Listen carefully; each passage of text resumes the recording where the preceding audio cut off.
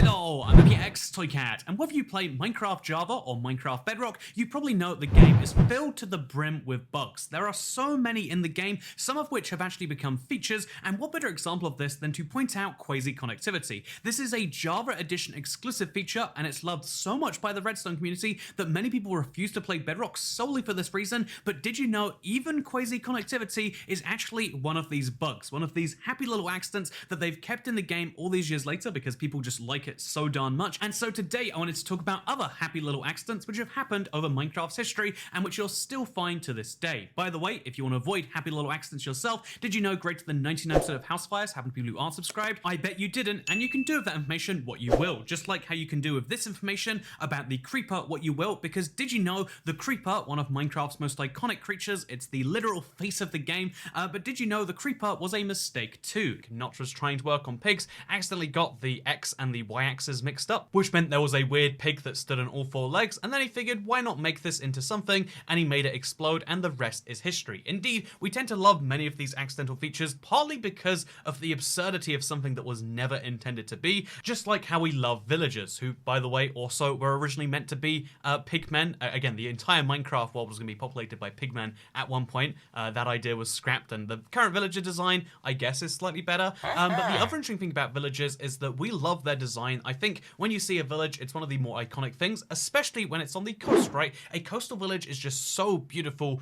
to look at, especially with the right shaders on, and so you might say, oh yeah, that was one of those grand intentions of 1.14, or maybe when they first added villagers all those updates ago. However, no, did you know villagers did not used to generate above water? That is an accidental feature from Bedrock where they would accidentally go over the water, and so they figured, oh god, our villagers just keep generating over water. What if we just argued they were bridges and replaced the blocks when it did? And so that's exactly what happened. They replaced the blocks that generated over water with the bridges. Those bridges became kind of intentional, and then they became a key part of how villagers could bridge over rivers, became a key part of how villagers could bridge into the ocean, and then 1.14, for the first time in a very long time, solidified these changes by making actual islands for the villager houses to be on if they were meant to generate in the ocean. So yeah, you can now have ocean-style villages, coastal-style villages, etc., all because of a little accident, which I find that beautiful personally.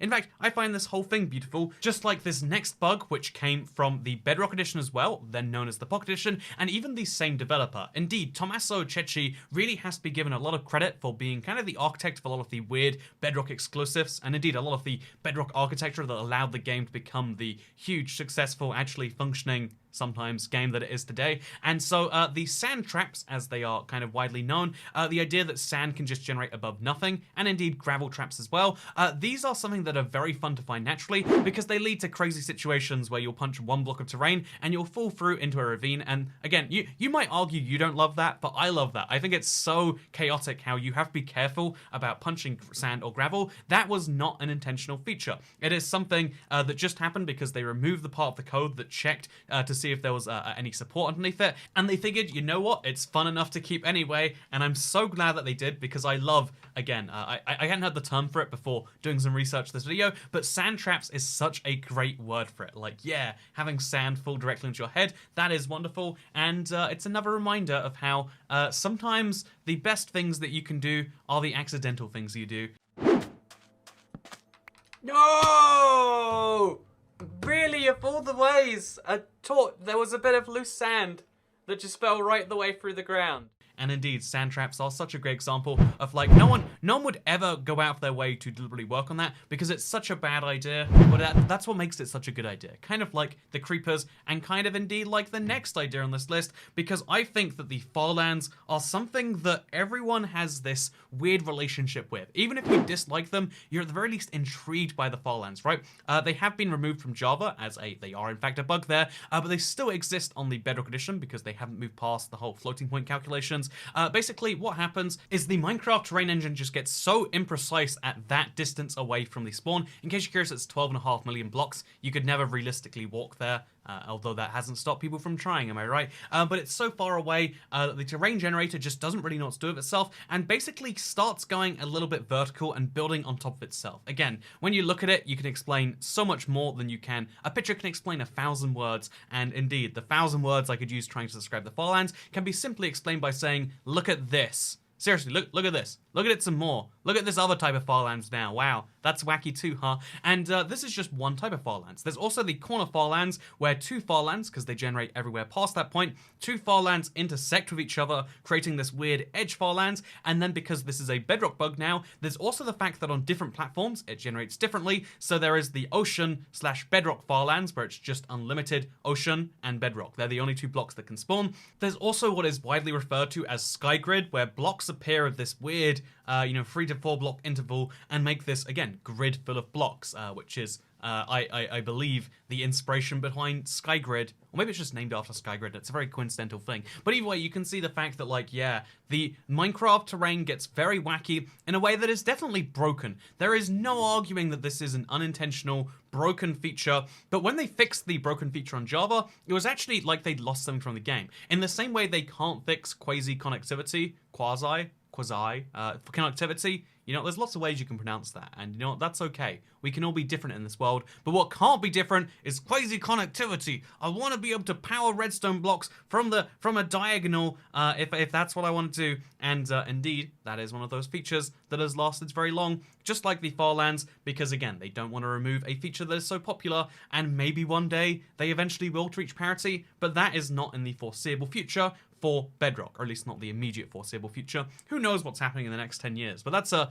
topic for another video. But you know what? Why does it have to be a topic for another video? Why do these commentary style videos have to stay on any form of point? Why can't we just talk about Minecraft and the features that we find valuable, just like another feature that is accidental? Did you know crawling in, which is a very fun feature on the Java edition, started as a bug to do with swimming? That's right, being able to crawl is definitely not intentional, and so it's, again, like, I'm sure you can tell from the fact that crawling is basically done by swimming into a hole, that it's not meant to be like that, and indeed, many, for the longest time, Minecraft couldn't even cope with it, having correct animations, but even on the Java edition where it's fully intentional, and it's kind of built into the game now, they have big debates about whether they should make it more integrated, whether crawling should be something that's real, or whether they should remove it, because again, going for a 1x1 gap is something that seems a little OP.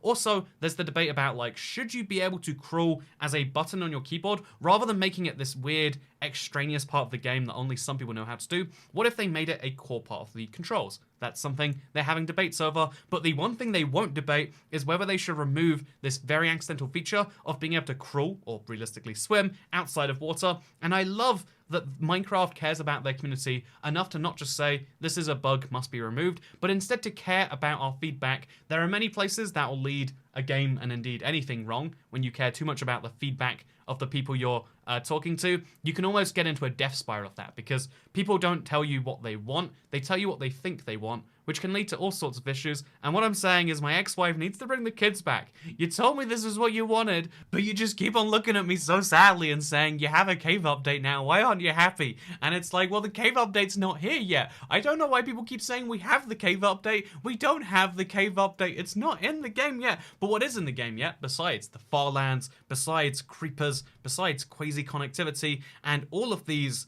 delightful little features, is the fact that we have Buffet, which I think is one of those really cool Java features that they put in basically as a stopgap for customized worlds, but basically allows you to make an entire world that uses just one biome in the form of either the overworld, if you want to be boring, or, the cave generation, I believe is what they call it, which is the Nether, and then there is the end generation, which is the island formation. Basically, you can create your own Aethys-style dimensions, but not just from one biome, but from any particular biome you like, including now in 1.17 caves. That is incredible. That is a really fun thing that I'm really glad that they did. And Buffet is responsible for so many of the weird exploration bubbles I've gone on, because people like to see Minecraft terrain in weird ways. That is something custom map makers have known forever, but the fact that Minecraft itself can make those weird terrains is something I've always loved about Java and indeed Console Edition. And indeed, I think it's something that causes a lot of people on those platforms to say, why would I ever pay for a map when I can make my own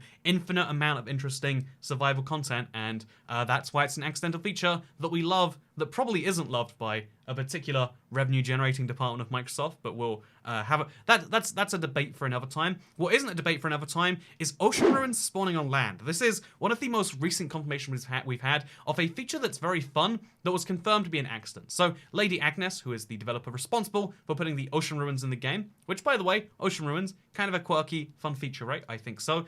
Just like Lady Agnes, we could say. But if you look at the ocean ruins and their weirdness, they will sometimes spawn on land. This is a clear mistake, and I honestly thought it was one Minecraft didn't know about, but it's one of those mistakes that they looked at, they realized they could go through the effort of fixing it, but they also thought, given that it's a rare thing, and it's not meant to happen in the mountains, but spoiler alert, it happens in the mountains, as you can see here. I had a seed Sunday on that one, if you want to find it for yourself. But basically, you can actually find these ocean ruins on the land, and it is a feature that they looked at and said, yeah, let's just call that intentional. Sometimes when you create something that is a bug and isn't what you intended, but is just as good as the other things that you intended, you might as well just let it live, you know?